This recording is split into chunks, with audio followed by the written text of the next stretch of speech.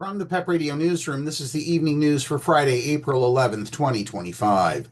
U.S. consumer sentiment is plunged in April, the fourth consecutive month of declines, in a seemingly sharp rebuke of President Donald Trump's trade wars that have fueled anxiety over possible job losses and rising inflation.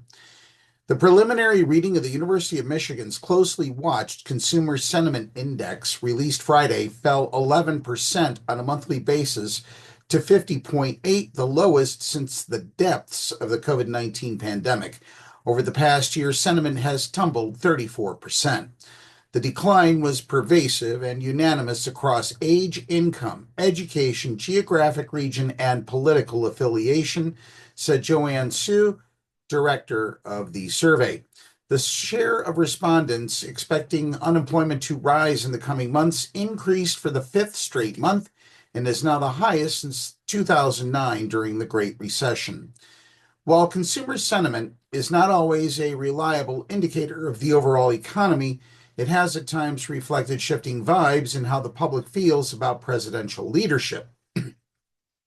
Sentiment among Republicans has dropped 6% over the past month as Trump teased, then rolled out a series of aggressive tariffs, only to institute a 90-day pause of some import taxes on Wednesday. A federal judge on Friday lambasted a government lawyer who couldn't explain what, if anything, the Trump administration has done to arrange for the return of a Maryland man who was mistakenly deported last month to a notorious prison in El Salvador. The U.S. government attorney also struggled to provide any information about the whereabouts of Kilmar Abrego Garcia, despite Thursday's ruling from the U.S. Supreme Court that the Trump administration must bring him back. Where is he and under whose authority? U.S. District Judge Paula Zinnes asked in a Maryland courtroom. I'm not asking for state secrets, she said. All I know is he's not here. The government was prohibited from sending him to El Salvador, and now I'm asking a very simple question. Where is he? Drew Ensign, a deputy assistant attorney general, said the government doesn't have evidence to contradict the belief that Abrego Garcia is still in El Salvador. Judge Zinnes sounded exasperated that Ensign couldn't tell her where Abrego Garcia is, what the government has done to arrange for his return, or what more it plans to do to get him back to the United States. That is extremely troubling, she said. The judge repeatedly asked Ensign about what has been done to facilitate Abrego Garcia's return, asking pointedly, have they done anything? To which Ensign said he didn't have personal knowledge of what had been done. So that means they've done nothing, the judge said, adding later, despite this court's clear directive, your clients have done nothing to facilitate the return of Mr. Abrego Garcia. For his part, Ensign stressed that the government was actively considering what could be done in the case and said that Abrego Garcia's case was an issue that involved 3 different cabinet agencies and a lot of intra-agency coordination. Before the hearing ended, Zinnes ordered the U.S. to provide daily updates on the status of its plans to bring back Abrego Garcia.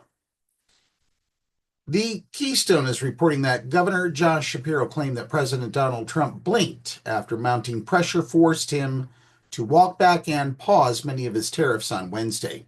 While Democrats around the country are having a hard time figuring out their messaging against President Donald Trump's tariffs, Governor Josh Shapiro is taking a pretty simple approach.